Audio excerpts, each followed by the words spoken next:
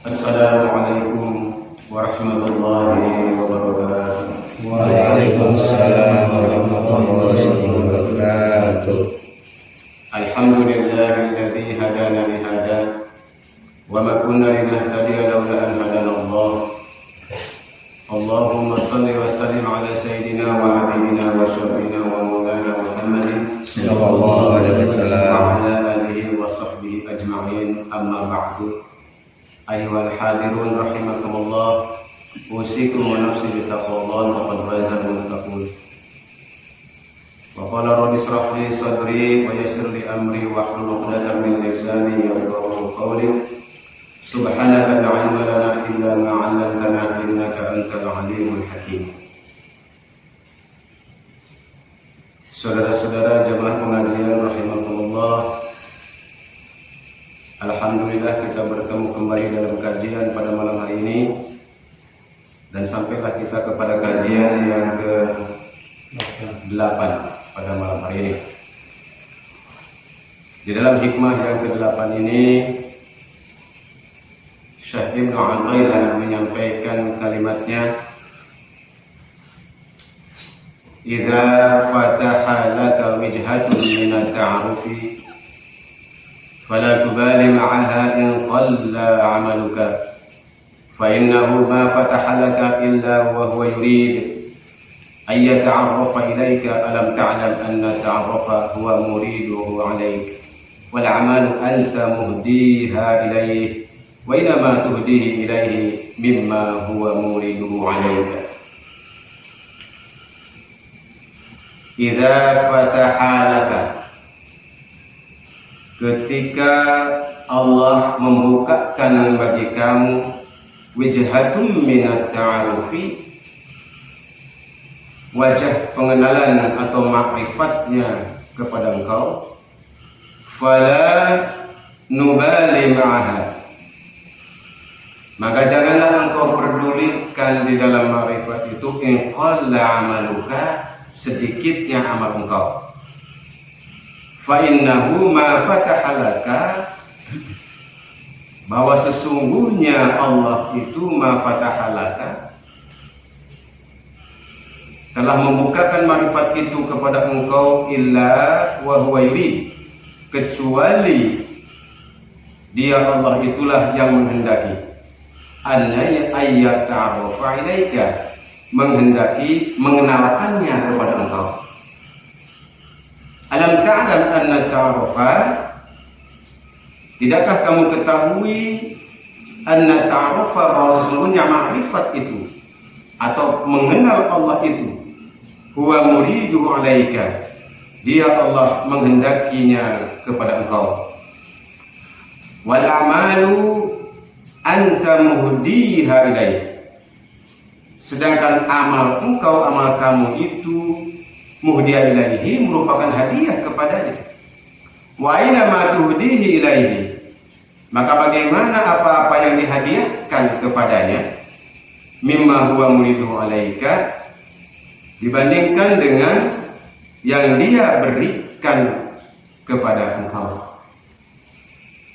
Di dalam kalimat ini sangat indah, dan saya itu Athaillah menyampaikannya dengan begitu halus, bahwa apa yang terjadi kepada kita itu merupakan kehendak Allah. Di dalam hikmah ini Syekh Athaillah memperkenalkan tentang ma'rifatullah, tentang bagaimana Allah memperkenalkan dirinya kepada hamba-hambanya. Dan perlu kita ketahui bahwa ma'rifat ini adalah merupakan makom yang sangat tinggi.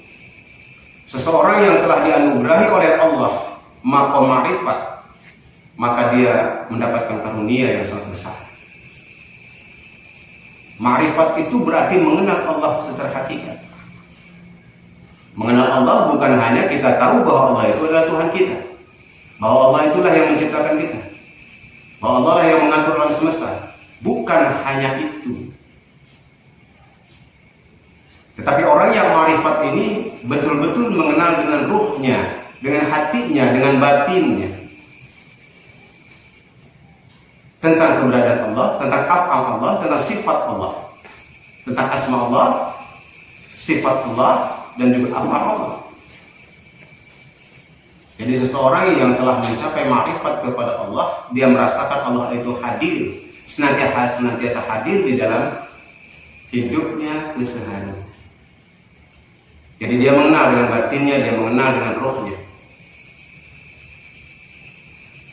Oleh karena itu, siapa saja yang telah mendapatkan ma'rifat, maka itu adalah karunia yang sangat tinggi dari Allah Subhanahu wa Ta'ala. Karena bagaimana tidak? Jangankan mengenal Allah, orang baru mengenal dengan seseorang makhluk saja yang memiliki pangkat dan jabatan yang tinggi itu sudah dianggap hebat. Contoh sederhananya, orang mengenal gubernur, atau lebih tinggi lagi orang mengenal presiden. Orang yang sudah berkenalan dengan presiden dan presiden mengenal kepada orang itu sudah dianggap hebat, sudah dianggap luar biasa. Itu baru mengenal presiden, mengenal pemimpin negara tertentu yang skopnya jauh lebih kecil, itu sudah dianggap hebat. Nah sekarang bagaimana kalau orang ini mengenal Allah dan Allah mengenal diri sedemikian rupa? Tentu ini adalah suatu karunia yang sangat besar dari sisi Allah Subhanahu wa Ta'ala. Oleh karena itu, Syekh Abdul Athaillah di sini sangat halus sekali menyampaikan kepada kita semua bahwa pengenalan kepada Allah ini sesungguhnya Allah yang menghendaki. Jadi siapa yang mendapatkan ma'rifatullah itu atas kehendak Allah, Allah yang mau, bukan kita yang mau, bukan kita yang mau. Oleh karena itu boleh jadi ada orang yang berusaha untuk melakukan pendekatan kepada Allah, tetapi belum sampai, begitu susahnya. Tetapi boleh jadi ada seseorang yang memang ditarik oleh Allah Subhanahu wa Ta'ala untuk mengenal kepada dirinya, yang dibukakan pintu-pintu ini, yang dibukakan hijab-hijab oleh Allah Subhanahu wa Ta'ala, sehingga batinnya mendapatkan cahaya ilahi, sehingga dia begitu terang benderang mengenal Allah secara batin dan rohani, dan tidak ada keraguan lagi di dalam dirinya tentang asma Allah, wasifat, dan juga af'al Allah Subhanahu wa Ta'ala. Oleh karena itu Syekh Abdul mengatakan, apabila telah dibukakan kepada engkau pintu ma'rifat itu, ya berarti di sini dibukakan oleh Allah. Apabila Allah telah membukakan pintu ma'rifat itu di dalam dirimu, di dalam hatimu, di dalam rohanimu, fala nubali ma'aha in qalla 'amaluka, maka jangan engkau hiraukan sedikitnya amalmu. Ya. Di sini menjadi batasan bahwa dibukakannya pintu ma'rifat itu sangat tidak tergantung kepada amal, atau bukan bergantung kepada amal seseorang, tetapi mutlak siapa yang dikehendaki oleh Allah.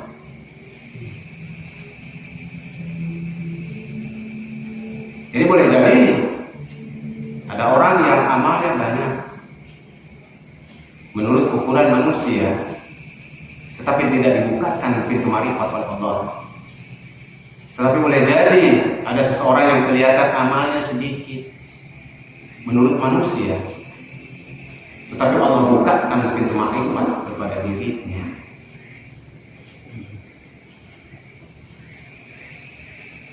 Jadi bagi seseorang yang dibukakan pintu ma'rifat, sudah tidak usah memperhatikan sedikit atau banyaknya amal, termasuk kita. Kembali lagi kepada hikmah yang pertama, bahwa ibadah itu, pengenalan kepada Allah, pendekatan kepada Allah itu jangan bergantung kepada amal. Tidak boleh bergantung kepada amal, karena bukan amal itu sesungguhnya, bukan amal itu sesungguhnya yang menimbulkan ma'rifat, tetapi Allah lah yang berkehendak untuk membukakan hijab itu, membukakan dirinya di hadapan hamba-hambanya.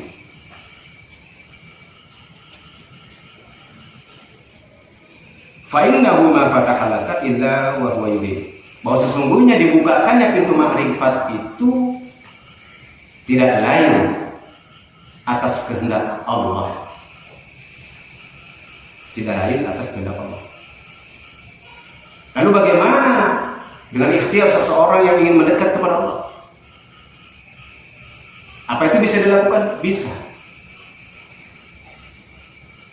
Untuk mencapai pintu makrifat bisa melalui ikhtiar. Bisa melalui ikhtiar. Dia ikhtiar, berusaha untuk mendekatkan diri kepada Allah melalui ibadah dan sebagainya.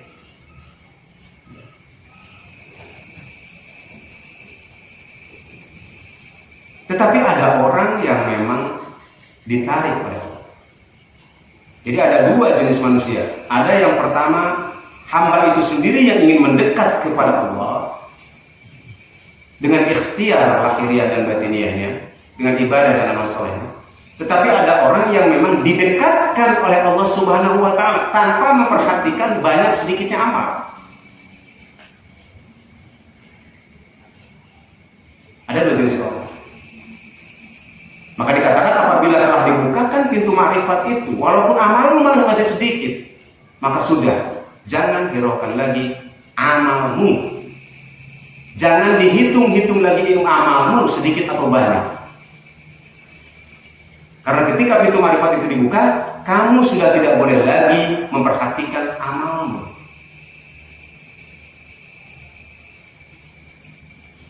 Tapi yang harus diperhatikan adalah pertahankanlah ma'rifatmu kepada Allah Subhanahu wa Ta'ala. Jagalah cahaya batin yang sudah ditanamkan ke dalam dadamu. Jagalah sirrul qalb, rahasia hati yang ditanamkan oleh Allah. Jagalah itu, peliharalah itu supaya cahayanya tidak padam, cahaya ma'rifatnya tidak hilang. Jadi orang yang demikian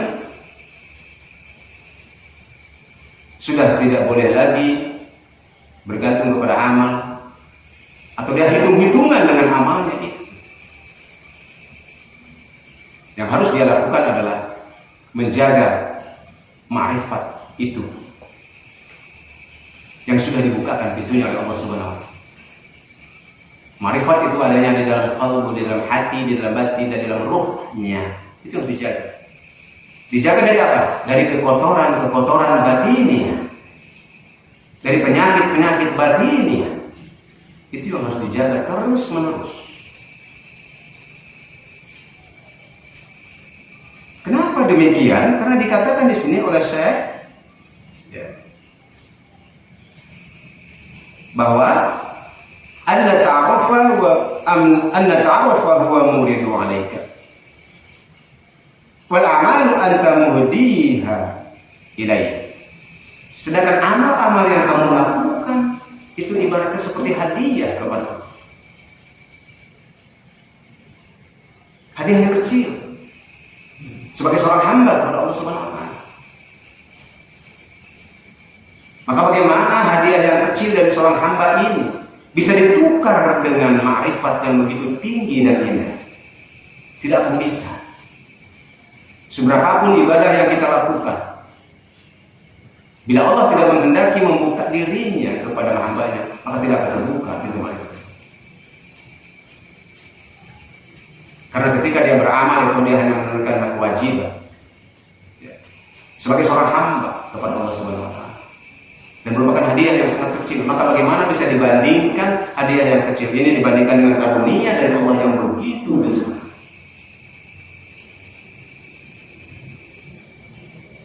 Oleh karena itu, saudara-saudara sekalian, apa yang harus dijaga oleh seseorang yang telah dibukakan pintu ma'rifatnya ini?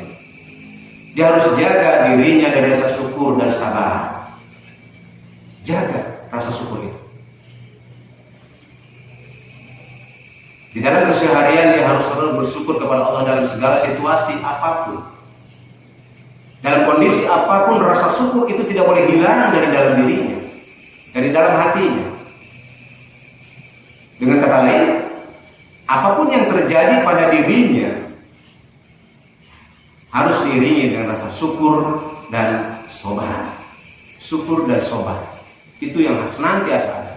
Yang harus senantiasa ada pada seseorang yang sudah dianugerahi ma'rifatullah. Dalam keadaan senang dia harus pandai bersyukur, dalam keadaan susah dia harus pandai bersabar. Itu yang harus dijaga. Bila hilang syukurnya dan sabarnya, maka dikhawatirkan pintu ma'rifat akan tertutup kembali. Bila pintu itu ditutup, pintu ma'rifat tertutup kembali, sungguh ini merupakan musibah yang sangat besar.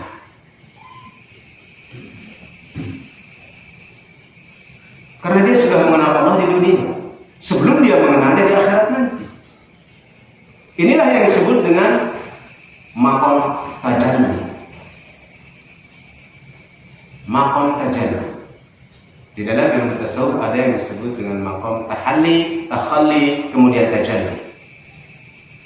Itu adalah proses yang dilakukan untuk mencapai ma'rifatullah. Bila seseorang ingin mendapatkan ilmu ma'rifat, maka lakukanlah proses itu. Tahalli. Tahalli itu adalah proses penyucian diri, penyucian batin. Menghilangkan segala kekotoran di dalam batin, menghilangkan segala penyakit batin. Seperti ujub, riya, sombong, takabur, ya, tidak ada dan sebagainya. Itu harus dibuang. Ini proses tahap. Kemudian takhalli ini adalah proses memasukkan nilai-nilai mahmudah. Kalau tadi adalah nilai-nilai mazmumah yang buruk, maka masukkanlah proses berikutnya nilai-nilai mahmudah, nilai-nilai yang terpuji, seperti rendah hati, ya, tawadhu, kemudian ridha, ikhlas, syukur, qanaah, menerima apa adanya karena dari Allah, sabar, kemudian istiqamah, yakin, dermawan, lapang dada. Nah, itu adalah sifat-sifat terpuji dan itu harus dimasukkan dan dipertahankan. Bila sifat-sifat mazmumah telah keluar dari diri seseorang, kemudian tertanam di dalam batinnya sifat-sifat terpuji, maka disitulah akan timbul tajalli. Allah tampakkan kekuasaannya, Allah tampakkan kegagahannya, Allah tampakkan kehebatannya di hadapan hamba itu dengan pandangan basyirah yang nyata. Itulah yang disebut dengan ma'rifatullah. Berarti seseorang bila telah mencapai maqam tajalli, dia sudah mendapatkan ma'rifat kepada Allah. Sudah menemukan maqam ma'rifat Allah. Maka syaratnya adalah pertahankan sifat-sifat mahmudah itu terus menerus. Jangan sampai terkotori kembali. Supaya cahaya batinnya semakin bersinar, makin lama makin bersinar, makin lama makin bersinar. Basyirahnya makin tajam. Maka dia akan mendapatkan nur ilahiyah masuk ke dalam qalbunya. Pada saat itulah Allah nampak secara nyata di dalam ruhaninya dengan hakul yakin, tidak ada keraguan lagi tentang Allah Subhanahu wa ta'ala. Kalau sudah demikian, seseorang yang menemukan kebahagiaan yang sangat tinggi di dalam hidup, karena dia sudah menemukan Allah, karena dia sudah menemukan Allah di dalam dirinya. Hidupnya lillah, fillah, billah. Selalu hanya karena Allah, bersama Allah, dan dengan Allah. Hanya untuk Allah saja. Luar biasa saudara-saudara sekalian. Itu adalah kunci kebahagiaan hidup di dunia dan di akhirat nanti. Maka orang yang demikian, la khaufun alaihim wa la hum yahzanun. Sudah tidak ada lagi ketakutan di dalam dirinya, sudah tidak ada lagi kekhawatiran di dalam dirinya di dalam menjalani kehidupan ini. Yang adalah yakin bahwa segala sesuatu, setiap gerak nafas dan gerak dohir secara batin ada di dalam kendali Allah Subhanahu wa ta'ala. Dia melihat dengan pandangan Allah, dia mendengar dengan pendengaran Allah, dia berkata dengan kalimat-kalimat Allah, dan dia melangkah dengan bimbingan dari Allah Subhanahu wa Ta'ala. Betapa indahnya manusia yang demikian. Betapa nikmatnya hidup yang demikian. Di dalam situasi apapun, di dalam kondisi apapun, dia tidak akan keluar dari itu. Karena dia akan memandang dengan pandangan yang baik dan husnuzon kepada Allah Subhanahu wa Ta'ala. Setiap apa yang terjadi pada dirinya mengandung hikmah yang sangat besar. Dan dia sangat yakin bahwa apa yang terjadi pada dirinya itu penuh dengan kebaikan dari Allah. Dia sangat yakin bahwa apapun yang terjadi pada dirinya, Allah menghendaki yang terbaik bagi dirinya. Itulah sifat husnuzon. Itu berarti husnuzon kepada Allah. Jadi bukan hal-hal yang kelihatannya baik saja, hal-hal yang kelihatan madarat pun dia tetap bersangka baik kepada Allah, dan dia merasakan nikmat di dalamnya. Dia bisa merasakan nikmat di dalam kesusahan, bukan hanya nikmat di dalam kesenangan. Orang yang demikian, yang sudah marifatullah, dia bisa merasakan nikmat di dalam kesulitan. Dia bisa merasakan bahagia di dalam kesengsaraan. Dia bisa merasakan senang di dalam kesusahan. Tetapi sebaliknya orang-orang yang tidak marifat kepada Allah, dia akan tetap susah walaupun dalam situasi senang. Dia akan merasa sengsara walaupun berada dalam kesenangan. Ini kondisi yang sebaliknya. Karena dia tidak marifat kepada Allah, tidak ada rasa syukur dalam dirinya. Ketika diuji dengan ujian sedikit pun dia tidak sabar, putus asa dari rahmat Allah, gelisah dan sebagainya. Maka yang rugi adalah dia. Maka bagaimana orang yang demikian akan mendapatkan kebahagiaan hidup di dunia, lebih-lebih lagi dari akhirat? Karena untuk mencapai kebahagiaan akhirat itu harus tercapai terlebih dahulu kebahagiaan di dunia. Hanya perlu dipahami, bahagia jangan diukur dari harta dan materi atau kebendaan. Karena bahagia itu ada di hati. Seperti tadi dikatakan ahli marifat itu, dia bisa merasakan bahagia di tengah kesengsaraan. Dia bisa merasakan kesenangan di dalam kesusahan. Dia bisa merasakan kesehatan di dalam kesakitan.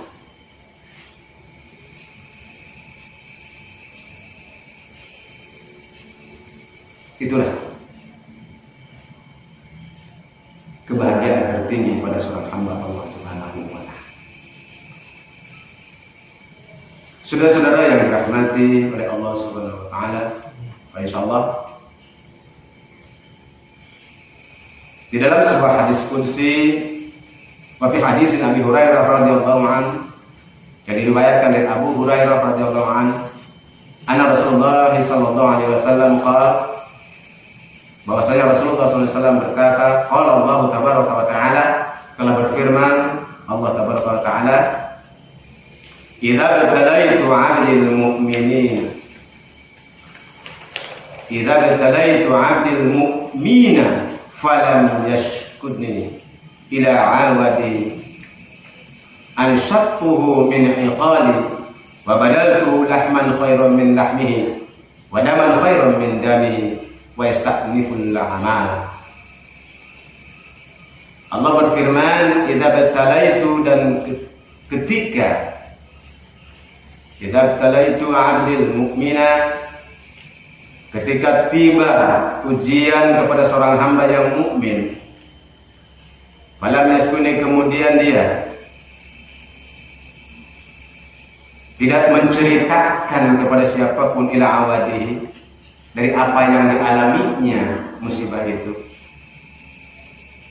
Kemudian dia diam, tidak mengeluh, tapi dia bersabar atas ujian yang Allah timpakan kepada dirinya.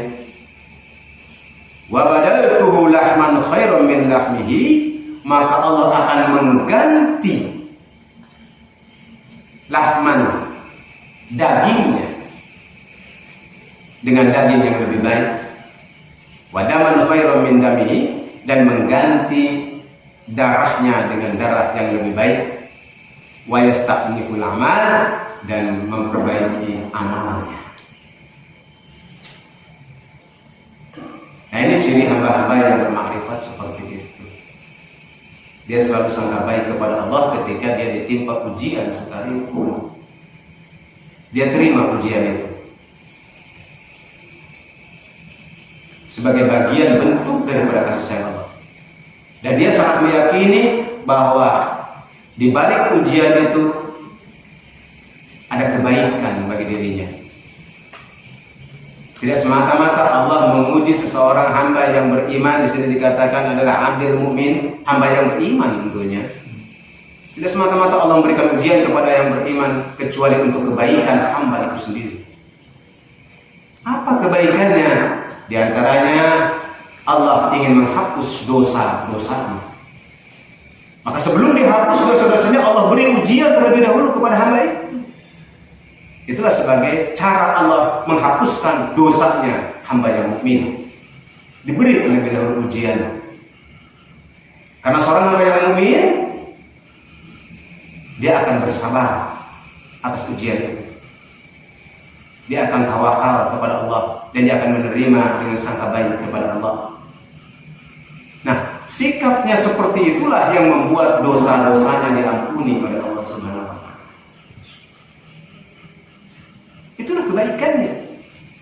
Walaupun itu berbentuk musibah, walaupun itu berbentuk ujian, walaupun itu berbentuk sakit. Jadi rasa sakit atau penyakit yang diderita oleh seorang hamba yang beriman, itu hakikatnya Allah sedang memperbaiki diri orang itu. Allah sedang hapuskan dosa-dosa orang itu. Allah sedang dekatkan orang itu kepada dirinya. Jadi Allah sedang mendekatkan hamba itu kepada Allah, kepada diri, dengan rasa sakit itu. Artinya di sini Allah sedang mencintai hamba itu. Allah sedang mencintai hamba yang beriman itu. Kenapa? Hamba yang beriman ketika dia sakit pun dia mengampun kepada Allah, dia tetap beristighfar, dia tetap memuji Allah, dia tetap bersujud kepada Allah, dia tetap berserah diri kepada Allah. Nah, itulah yang membuat Allah cinta. Itulah yang membuat Allah senang. Makanya Allah ampunkan dosa-dosa dia. Yang kedua, ujian atau cobaan atau musibah yang diderita oleh orang mukmin ini untuk menaikkan pangkat dan derajatnya di sisi Allah Subhanahu wa Ta'ala. Allah ingin naikkan dia, Allah ingin muliakan dia, ingin Allah pangkatnya naikkan. Allah akan naikkan pangkat orang itu di sisinya, maka Allah berikan dia ujian. Allah berikan dia rasa sakit. Allah berikan dia rasa kurang. Allah uji dia dengan sebuah permasalahan. Itulah cara Allah untuk mengangkat derajat seorang hamba yang beriman. Yang pertama tadi untuk menghapuskan dosa, yang kedua adalah untuk menaikkan pangkat dan derajat dari sisi Allah Subhanahu wa Ta'ala. Sehingga hamba tersebut semakin dekat dengan Allah. Artinya Allah sedang menarik hamba itu kepada zatnya, supaya semakin dekat, semakin dekat, dan akhirnya jadilah hamba itu seorang muhibbin, seseorang yang mencintai Allah dan dicintai oleh Allah Subhanahu wa Ta'ala, sehingga dia mendapatkan julukan radiyatan mardiyah, hamba yang ridha kepada Allah dan juga diridhoi oleh Allah Subhanahu wa Ta'ala. Subhanallah, saudara-saudara sekalian, ini adalah merupakan perjalanan terindah bagi seorang mukmin apabila dia menjadi habibullah, menjadi kekasih Allah. Siapa mereka? Itulah makom para aulia Allah. Apabila dia telah menjadi Habibullah, apabila dia telah menjadi kekasih-kekasih Allah, maka dialah wali Allah Subhanahu wa Ta'ala di dunia ini. Tentu saja pangkat kewalian ini hanya Allah saja yang tahu. Banyak manusia yang tidak mengetahui itu. Allah yang tahu. Memang Allah rahasiakan mengenai kewalian seseorang. Allah rahasiakan itu semua supaya tidak menjadi fitnah bagi umat manusia. Tetapi itu adalah perjalanan terindah dalam hidup seseorang. Insya Allah orang yang demikian hidupnya tenang, bahagia, bermanfaat, rahmatan lil alamin bagi manusia, makhluk, dan alam semesta. Saudara-saudara sekalian, mudah-mudahan kita semua senantiasa dibimbing oleh Allah Subhanahu wa Ta'ala. Amin. Untuk diperkenalkan diri kita kepada, supaya kita semakin hari semakin mengenal Allah dengan hak, mengenal Allah dengan batin kita, mengenal Allah dengan ruhani kita, bukan sekedar dengan akal kita, tapi kita betul-betul mengenal Allah secara zahir dan batin. Dan Allah dekatkan diri kita kepadanya dan diizinkan untuk mengenal dan mendapatkan kenikmatan ketika mengenal dengan Allah Subhanahu wa Ta'ala. Mudah-mudahan hikmah yang pada malam hari ini ada manfaatnya bagi kita. Kita berdoa kepada Allah agar senantiasa berada dengan hidayah, taufik dan inayah. Amin. Ya mujibas sayyid. Terima kasih atas perhatiannya. Mohon maaf apabila ada kekeliruan dan kesalahan dalam penyampaian ini. Hadanallahu wa iyyakum ajma'in. Wallahu muwaffiq ila aqwamit thoriq. Wassalamualaikum warahmatullahi wabarakatuh. Waalaikumsalam warahmatullahi wabarakatuh.